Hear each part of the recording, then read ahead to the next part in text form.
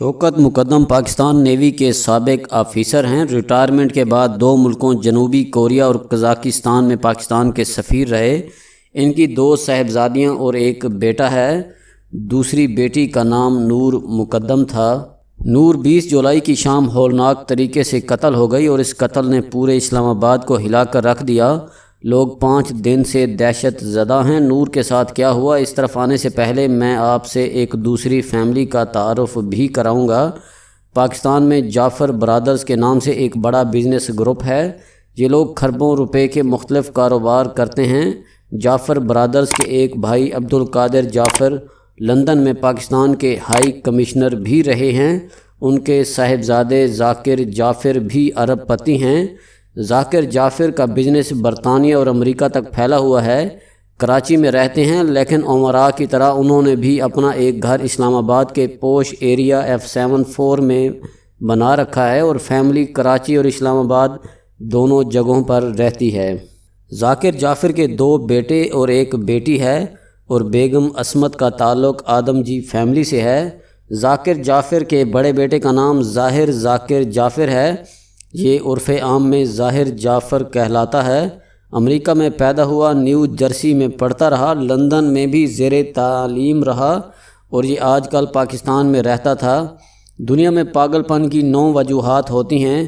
पहली 3 वजूहात दौलत, दौलत और दौलत है। ज़ाहिर जाफ़र सोने का चम्मच लेकर पैदा हुआ, लिहाजा इसमें वो सारी ख़राबियाँ मौजूद हैं जो अमूमन दौलतमंदों में होती हैं। तकब्बुर, बदतमीज़ी, जुल्म और नशा। मेरे एक दोस्त ऐसे नौजवान को पायलट कहते हैं। क्योंकि ये नौजवान अपने वालिदैन की दौलत उड़ाते हैं, लिहाजा ये पायलट होते हैं। ज़ाहिर जाफ़र भी पायलट था, ये भी दिन रात वालिदैन की दौलत उड़ाता था। नूर मुकद्दम और ज़ाहिर जाफ़र दोस्त थे। ये लिविंग रिलेशनशिप में थे, एक दूसरे के साथ घूमते फिरते और खाते पीते रहते थे। ख़ानदान भी एक दूसरे को जानते हैं। 19 जुलाई को ईद से पहले नूर मुकद्दम अचानक घर से गायब हो गई। वालिदैन ने तलाश किया, वो ना मिली, फ़ोन भी बंद आ रहा था। शौकत मुकद्दम ने ज़ाकिर जाफ़र से रब्ता किया। ज़ाकिर जाफ़र ने जवाब दिया, मैं कराची में हूँ, मैंने पता किया, लेकिन नूर ज़ाहिर के साथ नहीं है। वालिदैन ने तशवीश के आलम में हर तरफ फ़ोन करना शुरू कर दिए। इस दौरान नूर का फ़ोन ऑन हुआ और उसने वालिदा को बताया, मैं दोस्तों के साथ लाहौर आई हुई हूँ, कल परसों तक आ जाऊँगी। वालिदा मुतमईन हो गई। 20 जुलाई को कहानी खुली, वो लाहौर नहीं थी, वो ज़ाहिर जाफ़र के साथ उसके घर में थी और ज़ाकिर जाफ़र ने शौकत मुकद्दम लड़की के वालिद के साथ झूठ बोला था।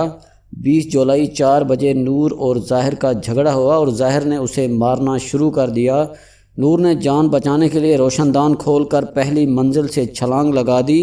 वो ग्रिल के साथ भी टकराई और फर्श पर गिरने से ज़ख्मी भी हो गई। घर पर इस वक्त 2 मुलाजिम थे, जमील अहमद और मोहम्मद इफ्तिखार। उनमें से एक खानसामा था और दूसरा चौकीदार। ये जवान लोग हैं। नूर उनके सामने फ़र्श पर गिरी और घिसट कर गेट की तरफ बढ़ने लगी। वो चौकीदार की मिन्नतें कर रही थी, तुम गेट खोल दो, ज़ाहिर मुझे मार देगा, लेकिन वो पत्थर बनकर खड़ा रहा। ज़ाहिर जाफ़र तेज़ी से सीढ़ियों से नीचे आया और नूर को बालों से घसीटते हुए दोबारा ऊपर ले गया। वो इसका सर सीढ़ियों पर भी मारता रहा। ये दिन 4:30 बजे का वाक़या था। मुलाजमीन ने फ़ोन करके ज़ाहिर के वालिद ज़ाकिर जाफ़र को बता दिया, लेकिन उसने इग्नोर कर दिया। ज़ाहिर ने उसके बाद नूर को बलाई मंजिल पर टॉर्चर करना शुरू कर दिया। उसने उसके जिस्म में 4 जगह चाकू मारा, एक बड़ा ज़ख़म छाती पर भी था। वो इसकी मिन्नतें करती रही, लेकिन वो इसके जिस्म को चाकू से काटता रहा। नूर ने अपने फ़ोन से वीडियो कॉल्स की कोशिश भी की और शोर भी किया, लेकिन कोई उसकी मदद को ना आया। ज़ाहिर ने इस दौरान अपने वालिद को फ़ोन करके बताया, नूर मेरे साथ शादी नहीं कर रही, मैं उसे कत्ल कर रहा हूँ। वालिद ने इस बात को भी सीरियस नहीं लिया। मुलाजमीन ने इस दौरान एक बार फिर वालिद को बताया, कमरे के अंदर से चीखों की आवाज़ें आ रही हैं और लोग घर की तरफ देख रहे हैं। वालिद ने चौकीदार से कहा, तुम फ़िक्र ना करो, मैं अभी थेरापी सेंटर वालों को भेजता हूँ, हम स्टोरी को यहाँ रोककर थेरापी सेंटर की तरफ आते हैं। इस्लामाबाद के F7 सेक्टर में 2 भाइयों दलीप कुमार और वामिक रियाज ने थेरापी सेंटर के नाम से आला तबके के بچوں کے لیے نفسیاتی ریہیبلیٹیشن سینٹر بنا رکھا ہے۔ یہ سینٹر پارٹیوں کے دوران امراء کے بچوں کو سنبھالتے ہیں۔ ذاکر جعفر نے وامق ریاض کو فون کیا اور بڑے عام سے لہجے میں کہا، وامق میرے گھر میں کسی کو بھجوا دو، وہاں ظاہر کسی لڑکی کے ساتھ سولیسائڈ کر رہا ہے، اور سولیسائڈ اعلیٰ طبقے کی انگریزی میں غیر قانونی غیر اخلاقی جنسی تعلق کو کہتے ہیں۔ والد کا لہجہ اتنا معمولی تھا کہ ڈاکٹر بھی حیران رہ گیا۔ بہرحال تھراپی سینٹر نے اپنی ٹیم بھجوا دی۔ اس دوران ظاہر اور نور کے دوست بھی ان کے گھر پہنچ گئے۔ وہ گیٹ پر کھڑے تھے اور ٹیلی فون پر ظاہر کے ساتھ بات چیت کر رہے تھے۔ تھراپی سینٹر کی ٹیم نے ظاہر کو دروازہ کھولنے کا کہا، اس نے انکار کر دیا۔ ٹیم لیڈر امجد سیڑھی لگا کر اوپر گیا۔ اس نے کھڑکی توڑی اور اندر کی صورتحال دیکھ کر سکتے میں آ گیا۔ پورے کمرے میں خون تھا، جبکہ نور کا سر جسم سے الگ دور پڑا تھا۔ امجد نے ٹیم کو آواز دی، فوراً اوپر آ جاؤ، لیکن ٹیم کے پہنچنے سے پہلے ہی ظاہر نے امجد پر حملہ کر دیا۔ گولی چلائی لیکن گولی پستول میں پھنس گئی۔ اس نے اس کے بعد امجد پر چاقو سے حملہ کر دیا۔ چاقو امجد کے جگر میں لگ گیا، لیکن وہ بہرحال اس سے لڑتا رہا اور اس نے اسے گرا لیا۔ اس دوران ٹیم آ گئی، اس نے ظاہر کو باندھ دیا۔ ہمسائے یہ افراتفری دیکھ رہے تھے۔ ایک ہمسائے نے پولیس بلا لی۔ پولیس بھی اندر داخل ہو کر سکتے میں آ گئی۔ پولیس نے ذاکر جعفر کو گرفتار کر لیا۔ شوکت مقدم کو بھی ثانیے کی اطلاع دے دی گئی۔ ظاہر کا والد کراچی سے واپس آ گیا اور آ کر پولیس پر چڑھائی کر دی۔ اس کا بار بار کہنا تھا، آپ میرے بیٹے کو قاتل کہنے والے کون ہوتے ہیں؟ یہ فیصلہ عدالت نے کرنا ہے۔ پولیس نے اسے سمجھایا، لیکن دولت میں اگر تکبر نہ ہو تو پھر دولت نہیں ہوتی۔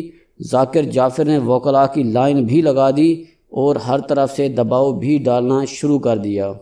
لیکن میں یہاں پولیس کی تعریف کروں گا، بالخصوص ڈی آئی جی افضال احمد کوثر قابل تعریف ہے۔ یہ شخص دباؤ میں نہیں آیا، اس نے تفتیش کرائی، اور جب یہ ثابت ہو گیا اگر ظاہر جعفر کے والدین معاملے کو سیریس لے لیتے یا اپنے بیٹے کو سپورٹ نہ کرتے تو نور مقدم بچ سکتی تھی، تو اس نے ذاکر جعفر اور ان کی بیگم عصمت آدم جی کو بھی گرفتار کر لیا اور ان دونوں ملازمین کو بھی پکڑ لیا، جو اگر اس وقت ذرا سی کوشش کر لیتے، پولیس کو اطلاع کر دیتے یا کسی ہمسائے کو بلا لیتے تو بھی نور بچ سکتی تھی۔ ذاکر جعفر اور ان کی بیگم عصمت آدم جی نے گرفتاری سے بچنے کی ساری کوششیں کیں۔ ریمانڈ کے وقت بھی وکلاء کی لائن لگا دی، لیکن بہرحال پولیس کی استقامت کی وجہ سے یہ کوشش ناکام ہو گئی، اور اب قاتل ظاہر جعفر، اس کے والدین اور ملازمین سب حوالات میں ہیں۔ جعفر فیملی اب قاتل ظاہر جعفر کو بچانے کے لیے اسے نفسیاتی مریض اور نشئی ثابت کرنے کی کوشش کر رہی ہے۔